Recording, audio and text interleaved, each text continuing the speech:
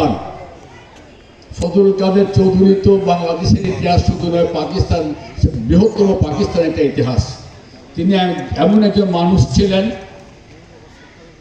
পূর্ব পাকিস্তান পশ্চিম পাকিস্তান মিলে জাতীয় সভার স্পিকার। স্পিকার খুব সোজা কথা না, এই সোজা কথা না মানুষটি রওজনের গর্বিত সন্তান ফজলুল কাদের চৌধুরী। তার আরেকজন সন্তান ছিলেন সালাউদ্দিন কাদের চৌধুরী, অত্যন্ত ব্যগ্র শাবকের মতন সত্যি কথা বলার স্পর্ধা রাখেন। আবশের চোরাগুলিতে মাথা নত তিনি কোনোদিন করেননি। সেই মানুষের সহযোদ্ধা ভাই গিয়াসউদ্দিন কাদের চৌধুরী। আপনার নিপীড়নের দিকগুলো গত 16 বছর দেখেছেন তো। এত প্রতিহিংসার অনলে জ্বলে জ্বলে একজন খাঁটি মানুষ হয়ে আজকে আপনাদের কাছে সমবেত হয়েছেন। গিয়াসউদ্দিন কাদের চৌধুরীর পরিবারে বিশাল ইতিহাস আছে। ওনারা যে অর্থ সম্পদ আছে তার অর্ধেক ভাগ করে বিভিন্ন স্কুল কলেজ মাদ্রাসায় ওনারা এখনো নিয়ে যাচ্ছেন। এটা হচ্ছে তার দানের দিক। উনি একদম অহংকারী মানুষ মনে হয়, আমিও মনে করি উনি অহংকারী মানুষ, কিন্তু অত্যন্ত সরল। যারা সরল তারা অহংকারী হয়, যারা সরল তারা আপোষ করতে জানে না, যারা সরল তারা মাথা নত করতে জানে না। 16 বছরের কর্মকাণ্ডে তিনি সম্পৃক্ত হতে পারেন নাই। এর আগের ইতিহাসগুলো দেখেন, এর আগে যে কর্মকাণ্ড রওজনে হয়েছে তিনি অকৃপণভাবে মানুষের কাজ করতে পেরেছেন। আর তার একটা বৈশিষ্ট্য কি জানেন? তার বৈশিষ্ট্য যে সবার সাথে মিলেমিশে আন্তরিকভাবে কথা বলতে পারেন, যেটা অন্য কোনো এমপি মন্ত্রীর সাথে সম্ভব নয়। আপনারা যখন যাবেন রাত 1টা 2টা বা আরও বেশি রাত হোক, তাকে নক করতে পাওয়া যায়। এটা আমার জীবনের উপলব্ধি থেকে বলছি। আমি যে কোনো সমস্যা নিয়ে তার কাছে গেছি, তিনি সমস্যাগুলো অত্যন্ত শান্ত মস্তিষ্কে শোনেন। পারবেন কি পারবেন না এটা ভিন্ন করার চেষ্টা করেন। আমার ব্যক্তিগত জীবনের একটা ঘটনা আমি এটা ভুলতে পারবো না। আমার একটা প্রচণ্ড রোগ হয়েছিল, আমি বাঁচবো এটা মনে করেন অনেকেই। কাজ করতে স্বাভাবিকভাবে তিনি একদিন আমাকে ডেকে বললেন, তুমি কি অসুস্থ? আমি বললাম, যারা আমার সহযোদ্ধা, যাদের সাথে কাজ করছি, চলছি, ফিরছি, তারা বুঝছে না আমি অসুস্থ কিনা। উনি ওখানেই বসে। তাছাড়া তখন রাসেলভাবে আমার সভ্যতা ছিল না ঠিকই।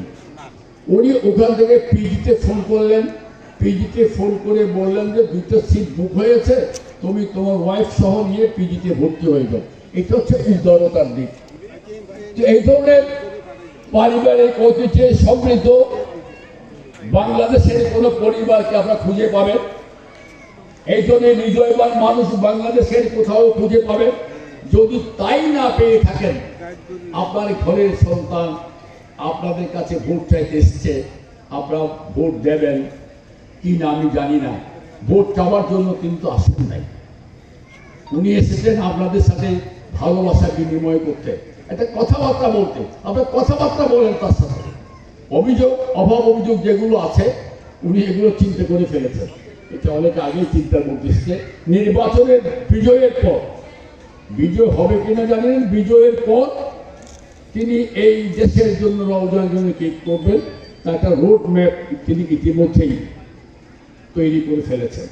তো সবচেয়ে ভালো দিক হচ্ছে কি জানেন, সবচেয়ে ভালো দিক হচ্ছে যে কাজ করার বিষয়টা না, আমরা যে মনের ক্ষোভ বেদনা দুঃখ বলার জন্য যে মানুষটি দরকার, সে মানুষ গিয়াসউদ্দিন কাদের চৌধুরী। আগে অনেক এমপি দেখেছেন বাংলাদেশের সংখ্যালঘুরা, আমরা জানি সংখ্যালঘুরা বিএনপির পক্ষে ভোট খুব কমই দিত। আমরা তো বলতে পারতাম সংখ্যালঘুরা আমাদের ভোট দেন, আমরা আসবো কেন? গত বছর তো খুব কম ভোট পেয়েছেন। উনি এসেছেন, কিন্তু আসার পরে ভোটের সংখ্যাটা মানে অনেক গুণ বেশি, 1 গুণ 2 গুণ না, অনেক গুণ বেশি। লাভই একটা আমরা এখানে কেন্দ্রে এটা বোঝা যায় তো গরুয়ারা কোথায় ভোট দেয় এটা বোঝা যায়। কিন্তু গতবার ভোট কেন্দ্রে আমরা এসে দেখেছি ফলাফলে যে আমরা তার পক্ষে এত প্রতিকূলতার মাঝে দাঁড়িয়েও আপনারা ধানের শীষের পক্ষে ভোট দিয়েছেন।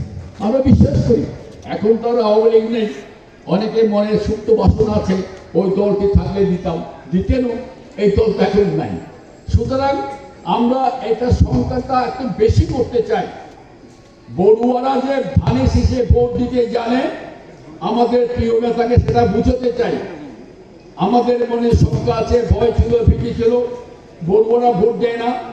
এবার কিন্তু আমাদের প্রমাণ করতে হবে যে সংসদ নির্বাচন যেটা আছে, এই সংসদ নির্বাচনে আপনাদের যে নির্দিষ্ট কেন্দ্রটা আছে এটা বোঝা যাবে। আমি আমাদের প্রিয় নেতা গিয়াসউদ্দিন কাদের চৌধুরীকে ব্যক্তহীন করতে বুকে হাত দিয়ে বলতে পারি, আপনারা যারা এই অঞ্চলের বন্ধুরা আছেন, এবার অত্যন্ত সাহস নিয়ে, বিশ্বাস নিয়ে, আপনাদের আনুগত্য নিয়ে বা ধানের শেষে ভোট দেবেন। ভোটের পরে কি করতে হবে আমার মনে হয় এটা বলার দরকার নেই। আবার তারা এই পরিবারটা অনেকে জানে না, এই পরিবারটাকে সংখ্যালঘু প্রেমী, তাদের সমস্ত যে কর্মকর্তা যেগুলো আছে, গাড়ির ড্রাইভার থেকে শুরু করে এখানে সব হিন্দু পরিবারই তো আছে। এটা তো বোঝাই যায় সম্প্রীতির বন্ধন অত্যন্ত মায়াবী তাদের কাছে। সাম্প্রদায়িক সম্প্রীতিটা আপনারা কোন সময় গিয়ে দেখেন না। যদি বৌদ্ধ বলেন, যদি বলেন বড়ুয়া, তাহলে ওনার আচরণটা মুহূর্তে পরিবর্তন হয়ে যাবে। একবার গিয়ে দেখেন।